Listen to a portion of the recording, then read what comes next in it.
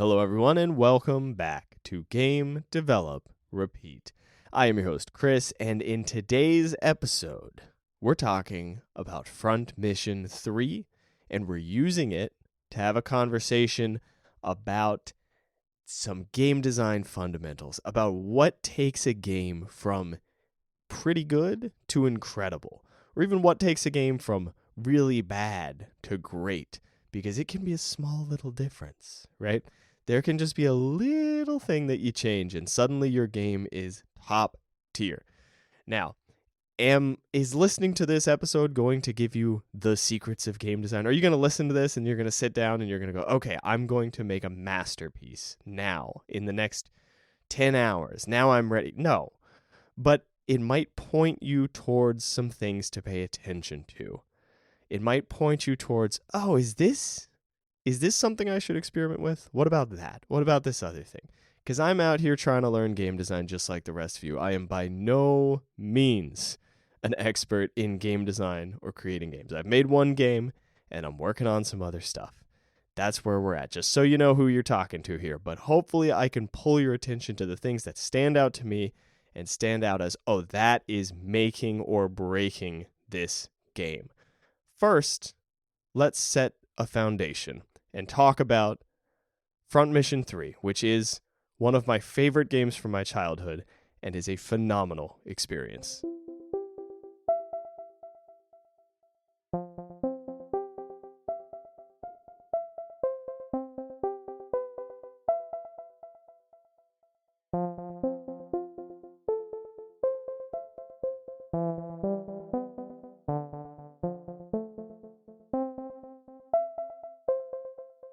If you've been listening to this podcast for a while, you have probably heard me call several games one of my favorites from my childhood, right?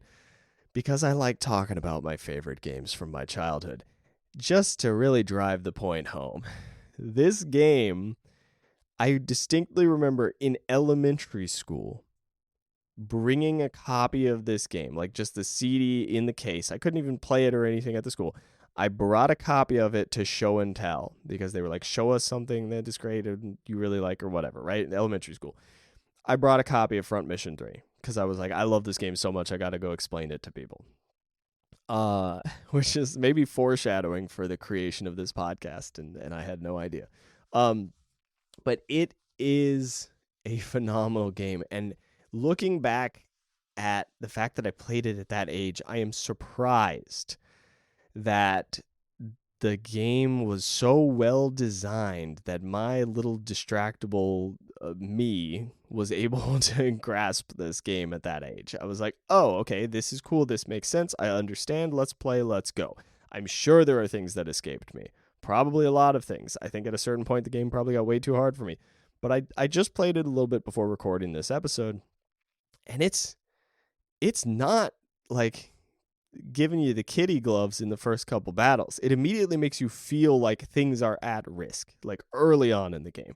So they did an excellent job in communicating to the player what it is that you need to do and keeping you invested and keeping you interested at the same time. They've really done an excellent job at giving you enough stuff to explore and giving you just enough information to try things out and learn how to play the game without doing that knowledge dump thing that tutorials sometimes do. The core tutorial of this game was very short. It is informative. It's pretty short, and then they give you some optional additional stuff you can look into if you want to, right? They give you some space. They let you explore as you want to. And it is great execution of tutorial. I am very happy with it. And I think that it is a testament to how well designed the intro of this game is, that an elementary school kid was like, yeah, let's go. Let's stick to it. Let's get after it. I like this. And then it became my favorite. That's crazy. They designed this game brilliantly. and not just the tutorial, the whole thing. Let's dig into that a little bit. And actually, to dig into that a little bit, I want to talk about the differences between Front Mission 3 and the Front Mission First remake. I have never played Front Mission 1. I just played a bit of the demo for Front Mission First remake. I believe that's the correct titling. And I mean a bit, not much. This is not one of those deep dive crazy review things. This is just a first impressions situation, okay? Just be very clear about that. I went through about an hour of Front Mission 3 on PlayStation, playing it on a PS2. I went through about 30 minutes to an hour of Front Mission first, probably like 30 minutes. Not very much. Just enough to go, I see. The fundamental gameplay feels very similar. This is not hooking me, though. It's beautiful. It's shiny. It's nice. The gameplay is pretty good. Cool. I get it. Why isn't it hooking me? Why isn't it pulling me in? And then it got me thinking about this. What are the differences between these two very, very similar games? How did this series evolve and go from something that I'm not particularly interested in? I'm not going to say bad. I know the title says bad. That's because it's a little clickbaity. And I do want to discuss going from bad to incredible. We'll get into that throughout the episode. But what is it that took this particular game from like pretty good, like, yeah, okay, it's not really pulling me in though, to God, I love this game? What took the series from there to there, right? It's got me thinking about it, man. It's got me thinking. And I think it has to do with polishing some fundamentals of design. I think the biggest thing, you know what, we're going to get into this more later, but just to give you a sample of it, I think the biggest thing that got me was the stakes in the game were so different. The stakes in the remake of the first Front Mission game felt like, okay, all right, I get it. I'm going to win this battle. It's fine. In Front Mission 3, it was the first battle that wasn't the tutorial. I was like, oh my God, I might die.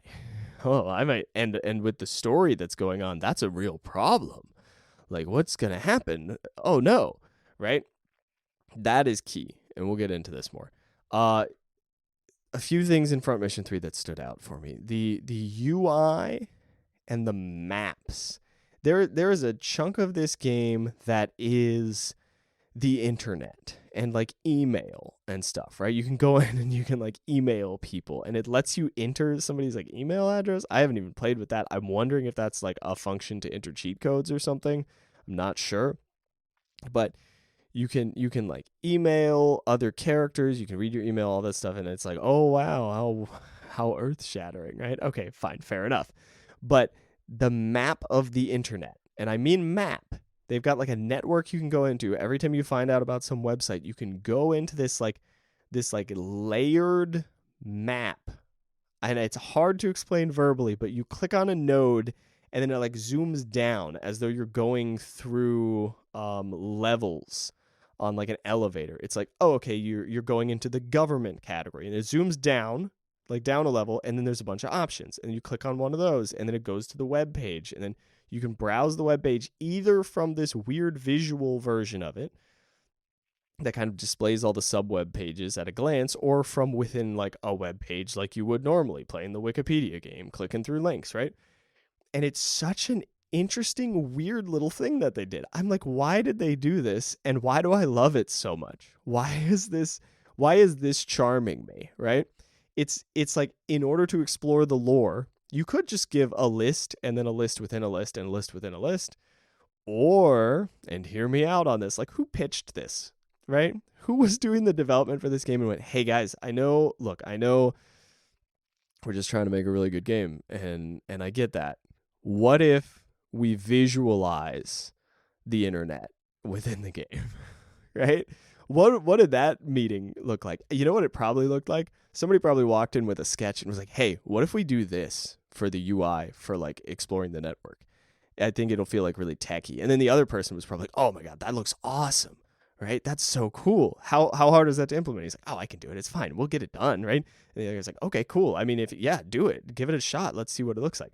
I bet that's how it was. That's how I imagine these things going. I just imagine that everybody's excited about it and everybody's like, yeah, that's not a waste of time. That's awesome and I love it, right? Please tell me that's how it went. Like, there's no way somebody in the team was like, this is a like waste of time and shutting it down, because then it just never would have happened, because it's such a weird niche little thing that just adds to the game enormously. The maps, every time that you move from one location to another, and I mean constantly, this is a game where it is showing you like a screenshot basically with a background, and then your little character pops up in a corner and is like, hey, blah, blah, blah, blah, blah. Like, it's like almost visual novel style with like, there's a background, there's some people talking, and you go through some menus, and then you go to a place, and then that happens again, and then you enter a battle, right? You're not physically exploring a world, you're going through screenshots, and then you go into battles. You go into little grid battles. And for some reason, they were like, hey, what if we make beautiful maps that you travel along these dotted lines with, right? And like visually it does this. You don't actually navigate it, at least not at the beginning of the game. They have these great little graphics with like a little thumbs down that turns to a thumbs up when you reach your destination.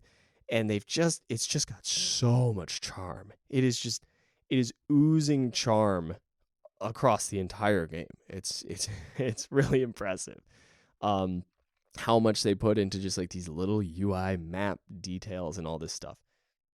And the difficulty tuning is on point. I mentioned this a little bit before, but there's enough random chance that everything is a little scary. And you have enough control, at least early on. I feel like I remember the RNG probably getting a little crazy later in the game, but you have enough like variables to play with that I bet if I was playing it at an older age, I would have had, a better time controlling for the RNG. The RNG feels like a real risk, but it's kind of exciting, It's like, I should just hold this character back, but oh man, if I can get this kill right now, you know what? I'm going to take the risk, right? And then, or woohoo, right? Like, who knows how it's going to go. Wonderful.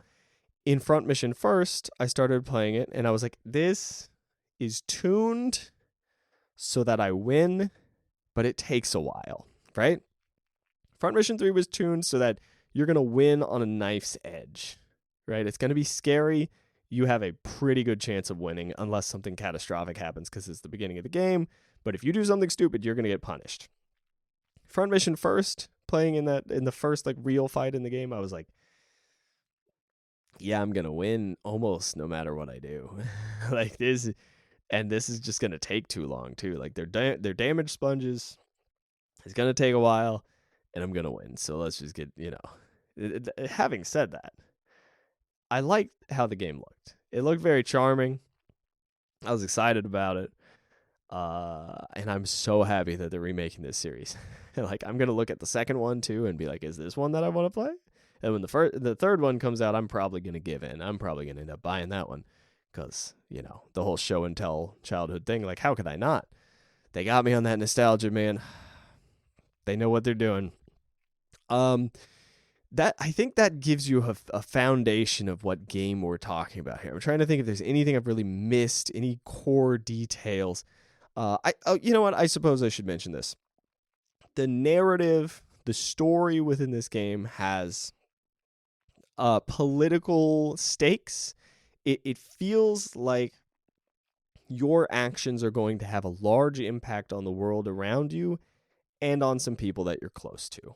Now, the characters, the main character is kind of like if you took Zell from Final Fantasy VIII and made him a main character. Like, you made him the protagonist. Like, he's always too angry at everything. Like, things happen and he overreacts to it and he just gets really mad at things. And then your first, like, side character is almost like if Squall was a little bit more charming and talkative. Like he's very chilled out. He's a little bit jokey, right? A little bit more charming, a little bit talkative. That's kind of the vibe I'm getting from it. I do not love the main character immediately, which is funny because I like Zell in Final Fantasy VIII. I like him as a side character. As a main character, I'm kind of like, dude, I don't want to be that angry about minor things. Can you stop being so hot-headed, please? You're going to get us into a bad situation. But fair enough. And I do like that they have character, right? It gets me more invested in it. I'm like, oh, he did something stupid, but hey, whatever, I can deal with it. I'd much rather have that than not have something interesting to relate to. Okay, let's dive in deep and talk about these differences. Let's talk about what actually makes a game go from bad to good, good to great, great to phenomenal. What makes a game stick in your memory for the rest of your life, right? What is that? Let's see if we can find out.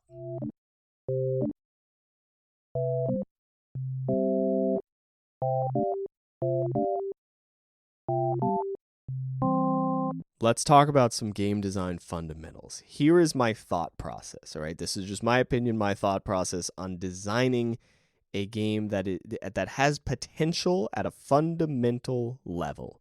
Because I think when you're starting a game, you can create something that fundamentally is fighting itself or is not fighting itself. And this is something that goes throughout the whole development process and you figure it out and all that stuff. This isn't something where you have it all figured out day one, of course, just like everything else, at least for the way I work. Okay, so we're looking at this design, all right? Does it mesh with itself? Are you mixing flavors that don't normally go well together? If you are, what are you doing to make them work together? Are you spacing them out in some weird way? What's going on there? Are you doing something that breaks the flow constantly in a game that is about flow, right? If you are making a speed runner, are you having a mini game pop up constantly that completely sucks you out of it? Right? Is there something going on that breaks the player's interest over and over and over and over? And I think if we have too many mismatched things, it's distracting. It's like, let me see if I can come up with an example of a game idea that does not mesh well with itself. All right? Let's say you're playing like let's just make the most absurd idea we possibly can. A war. Oh wait, no. Now I like the idea. I always like absurd ideas. My first idea was a war strategy where you play it like DDR, and then I immediately went, wait, I love that. I love that so much because it's just evil, right? Because war strategies people are so about actions per minute. So like using a DDR control for a war strategy game, you exhaust the player, and then the player is like, oh man, I'm like breathing heavy. I'm fighting so hard in this battle. And then they get distracted because they're like tired out. That might be sick. That might be really cool. Okay, we're going to take that as an idea of a game that works with itself. Now, what is an idea? Excuse me, I'm having too much fun with this. What is an idea that fundamentally is like very broken? Let's take like, oh man, it's so hard to think of it on a very broad scale because big picture, I feel like you can make almost anything work. It's once you get into the nitty gritties of the execution that things start to fall apart. So let's take something that is extremely narrative in structure. This is a good example, actually. This is great. I think people fall into this constantly. You have a game that's extremely narrative in its structure, and you want to give the player tons and tons of choices, but you don't have the resources to make all of those choices. You've already set yourself up for a very difficult situation and ultimately poor execution, right?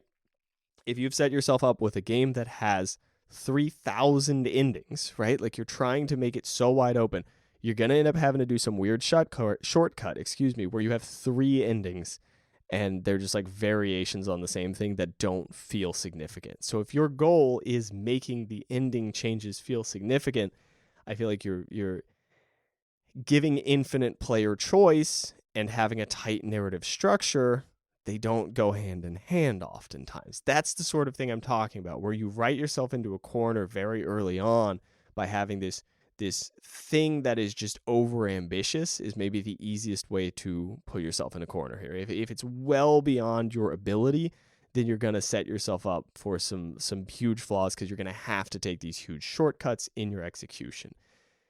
That's kind of what I'm getting at here. Now, let's assume that you have set yourself up for something that is within your scope. And then we look at the game and we go, okay, what is the difference between a great game and a pretty bad game? This is the easiest one to draw. So we'll do this one first. A pretty bad game versus like a good game. A pretty bad game, one, is making the weird shortcuts, right? It's taking weird shortcuts in a bad place. Sure. I think taking unnecessary shortcuts is a great way to make a good game bad. I think looking at things that seem kind of exciting and going, that's completely unnecessary, even if it's pretty easy to execute, and then not doing it, it's a good way to make a good game bad, right? I think removing those interesting bits, removing those charming bits, going, we don't have time for that early on in the process, and saying like, that's not necessary, even though it's exciting and cool, then you're not exploring all the cool, exciting things. And you're not going to find the things that stick out. Because early on, like, maybe you find a dozen different exciting things and 10 of them are better than your first idea. And then you just ditch the first idea because you're like, wait, this is a better game. So I think process-wise, that's a good way to get to a good game, is to allow yourself to iterate a lot earlier on.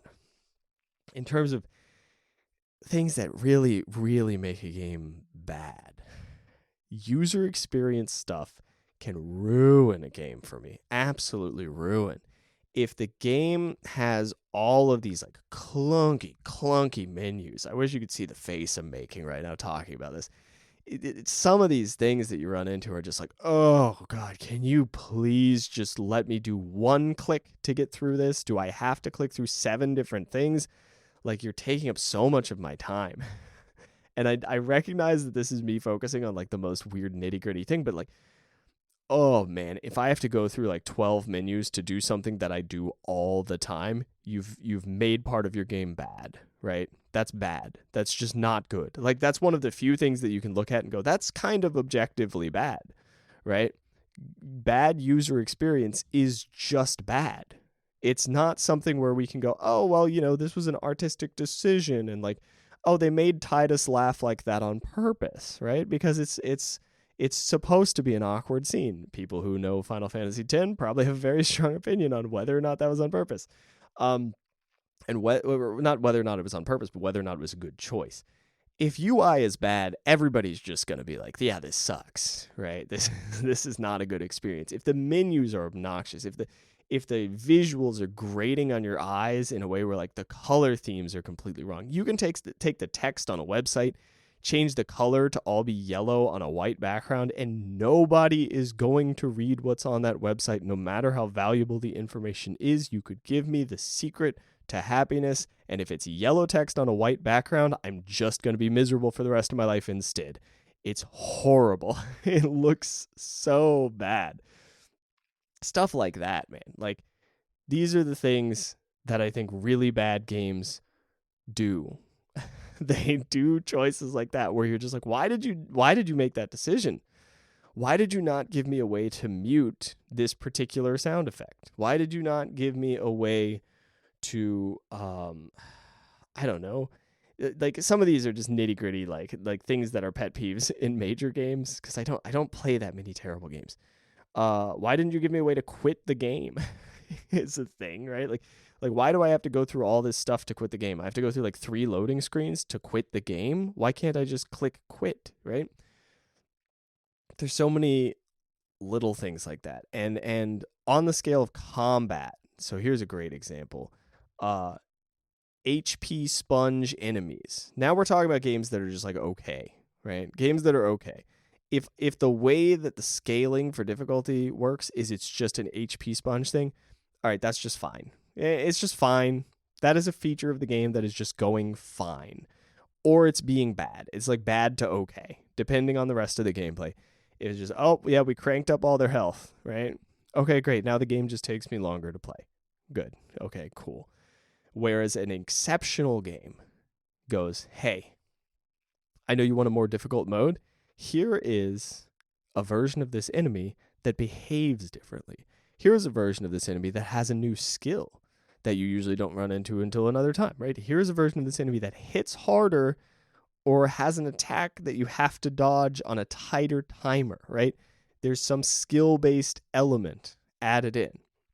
There's something you have to learn, right? You increase the difficulty by increasing what you have to learn. And does that increase the number of assets that the developer has to make or the amount of stuff the developer has to code? Potentially, yes. Unless you're being incredibly clever about it, probably, yeah. But you're making a whole new mode for the game. You're adding an additional experience for people. It's going to take some effort. It's not just putting a ×2 multiplayer on everything. Then you're not making a new mode, really, right? It's kind of a, yeah. So again, it comes back to a shortcut, doesn't it? Once again, it's an unnecessary, well, it is necessary for practical reasons, right? It's necessary for practical reasons. And project management and all this stuff comes into whether or not you can execute on all this stuff, which turns into, is the game good or bad, right? Are you managing your time correctly? Have you allocated the amount of time that you need in order to create this project? Have you gone crazy on the scope? Because if you have, you're at a higher risk of making a bad game, right? I hate that this is turning into a conversation about scope, but I think that's actually what it is. I think ultimately, if you want the best chance of making a good game, you just need to control for scope. And you need to make sure that you give yourself room to experiment and still be able to make something cool and take time to nail these little details and make them really enjoyable. Now, fine-tuning the player's experience. That is the difference between Front Mission 3 and Front Mission First. For me, Front Mission First is beautiful. It's a remake. It's gorgeous. Lost my interest very quickly because my experience as a player was an HP sponge situation.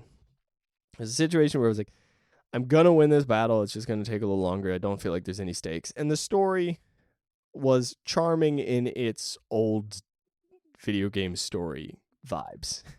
It was like, oh, okay. All right, you're just telling me why this character is important to the main character, but I never grew attached to them. And okay, great. Cool. Thanks. Oh, you're telling me why stuff is important, but I'm not getting immersed in the world. Okay, cool. Thanks. It's fine. It's completely fine. It's completely serviceable. It makes for a good game if the stuff that you enjoy is layered on top of that. And at the time period, I'm sure this game was phenomenal, just by the way. Things age poorly, all right? Things age really weirdly in games. I would be willing to bet that this game blew people's minds when it first came out, just because of some of the fundamental mechanics that are involved.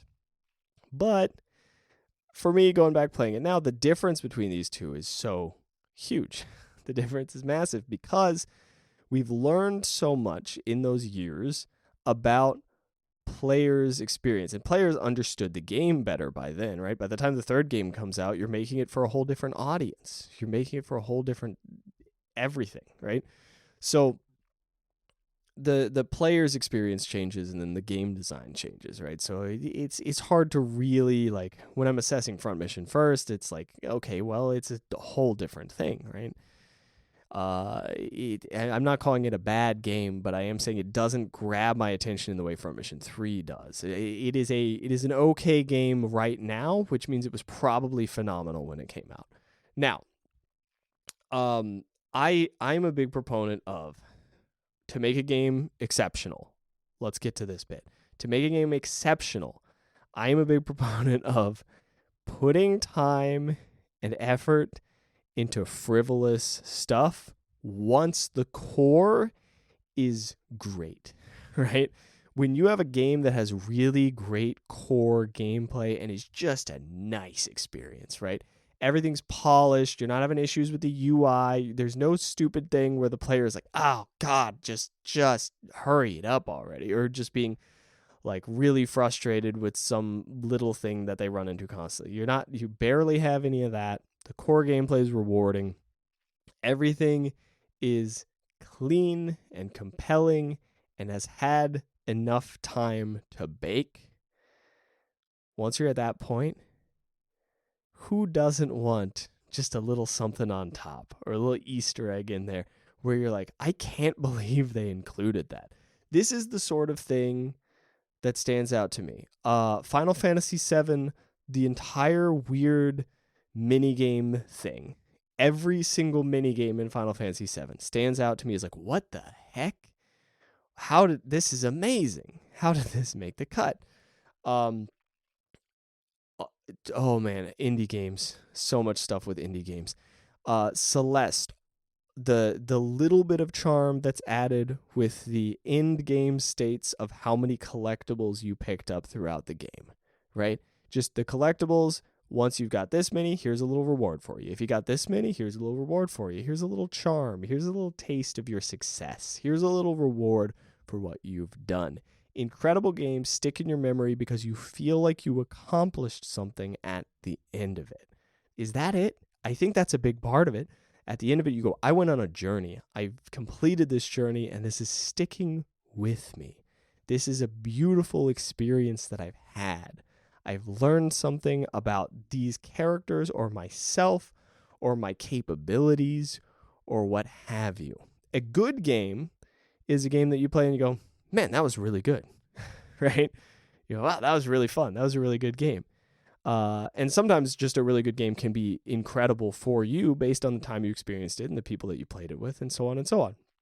An okay game is a game where you go, I just, I want to do something tonight. I'll play this, I'll play this. And that's okay to good, right? Sometimes you're like, whatever. Sometimes you're like, yeah, okay, cool. It's pretty good.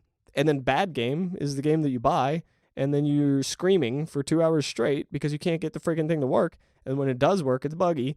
And and when it's not buggy, you're not enjoying it. You're just like, why is this like this? Why is this so frustrating? Why is that so frustrating?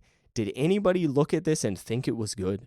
Have you ever done that? Like you play a game and you go, did anybody at any point down the line go, yes, I want to release this game. We're ready to release this game. This is a good game, right? That happens.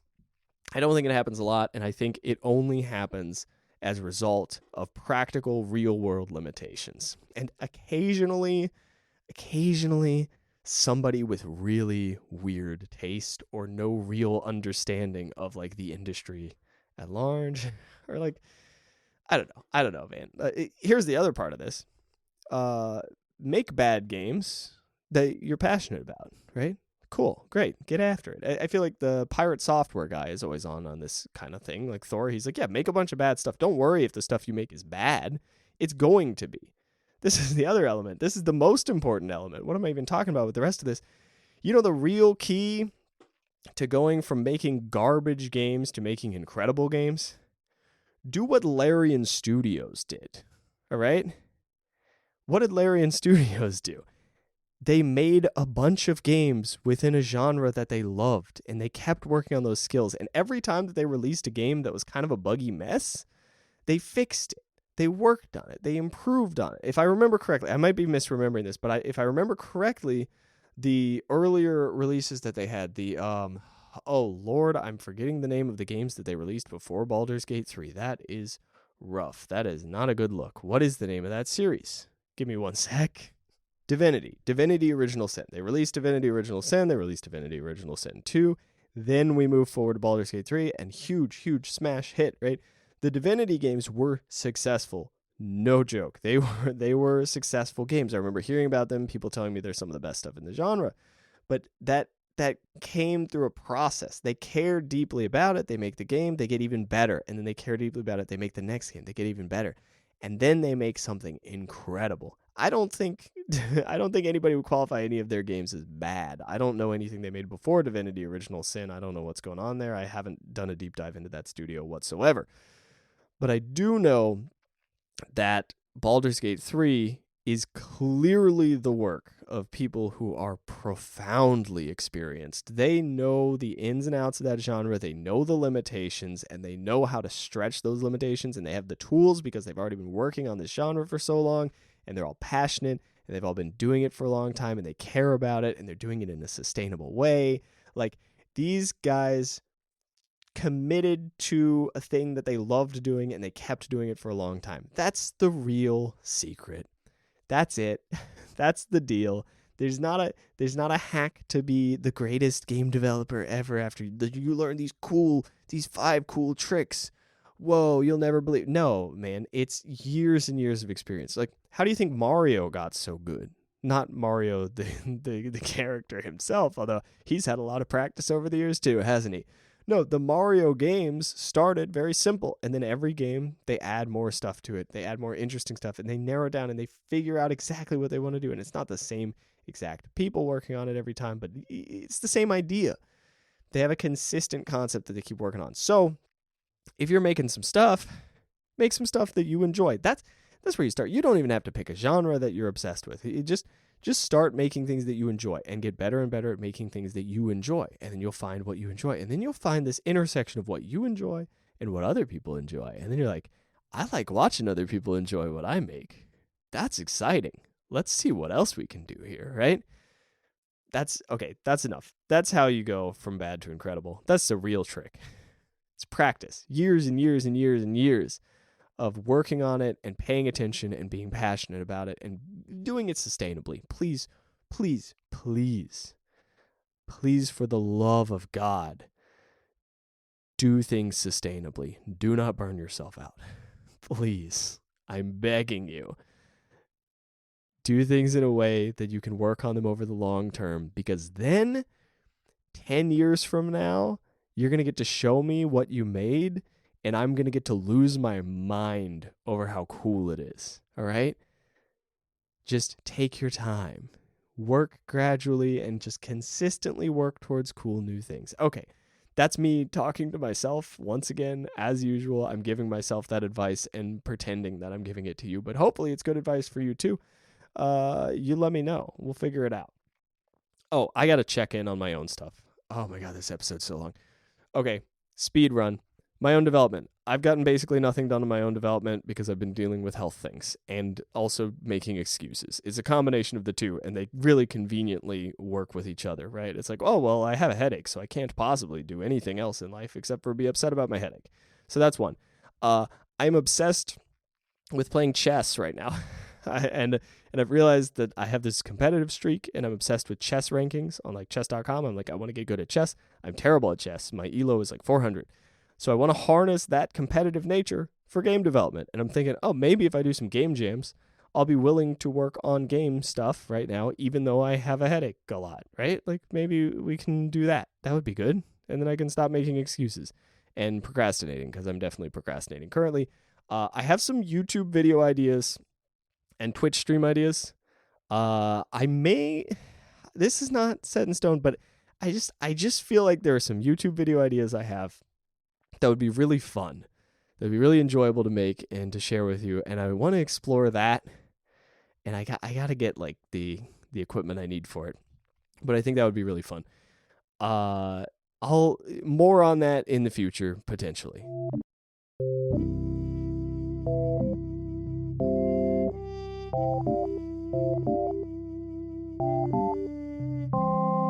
Let's rip through these questions that I made for myself. The first question is, what gameplay mechanics have you accepted as normal? We're kind of pivoting here a little bit. What are things that you look at in a genre and you go, that's normal, that's everywhere, it's completely normal.